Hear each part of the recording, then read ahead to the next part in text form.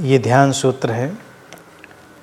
Meditation starts happening when you are daring, expressive, authentic and playful. ध्यान तब घटना प्रारंभ हो जाता है जब तुम साहसी होते हो, अभिव्यक्ति करने वाले होते हो, प्रामाणिक होते हो और खेलपूर्ण होते हो। साहसी, प्रामाणिक, खेलपूर्ण और एक्सप्रेसिव यानी कि अभिव्यक्ति करने वाला, भाव सूचक। ये गुण सूत्र इनकी चर्चा क्यों करता है? क्योंकि ध्यान में होगा क्या, कभी आदमी यही जानने की कोशिश नहीं करता, या क्या होगा तो ध्यान होगा।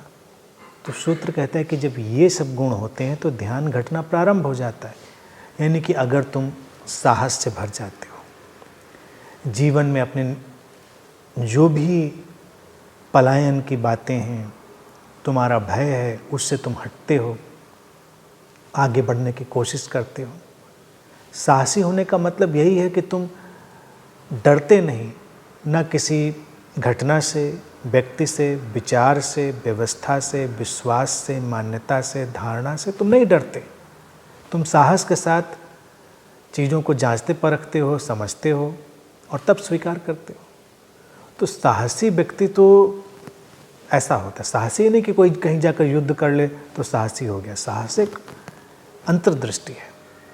और फिर एक्सप्रेसिव यानी कि उसके माध्यम से चीज़ें अभिव्यक्त होती हैं, वो एक चीज़। फिर सूत्र कहता है प्रामाणिक और खेलपूर्ण होना, ऑथेंटिक और प्लेफुल होना। ये और बहुत बड़ा गुण है। प्रामाणिक होने का अर्थ है जैसा भी है व्यक्ति उसको प्रामाणिकता से स्वीकार करे, बनावटी नहीं हो। अपने ज्ञान को, अपने अज्ञान को, किसी भी चीज़ को प्रामाणिकता से स्वीकार करना उसको ऑथेंटिक बनाता है, प्रामाणिक बनाता है। आमतौर से क्या होता है, जब व्यक्ति धार्मिक होता है तो सबसे पहला काम वो प्रिटेंशन का करता है, दिखावे का शुरू करता है। तो उसका जीवन कई टुकड़ों में टूट जाता है। संसार में भी व्यक्ति दिखावे का काम करता है और धार्मिक जगत में भी करता है। तो दोनों एक ही जैसे हैं, उनमें कोई बहुत खास अंतर नहीं। ध्यानी जहाँ कहीं भी है वो प्रामाणिक। दुखी है तो है, उदास है तो है, प्रसन्न है तो है, जैसा है वो वैसा ही रहता, कुछ और होने का दिखावा नहीं करता। जब व्यक्ति अपनी अवस्थाओं को जैसे का तैसा जानने लगता है, स्वीकार करने लगता है, तो पहले कदम पर तो वो साहस भी है और दूसरे कदम पर प्रामाणिकता भी है। इसीलिए सब एक दूसरे में जुड़ा हुआ होता है। और ऐसा प्रामाणिक व्यक्ति जो साहस से भरा हुआ है वो ध्यानी होने लगता है। खेलपूर्ण की जो बात कर रहा है सूत्र, वो भी बहुत महत्वपूर्ण है। प्लेफुल होना यानी इतना गंभीर नहीं होना कि चीज़ों में हम इस तरह से अटक जाएं कि जीवन की सुंदरता को ही भूल जाएं। प्लेफुल रहना है।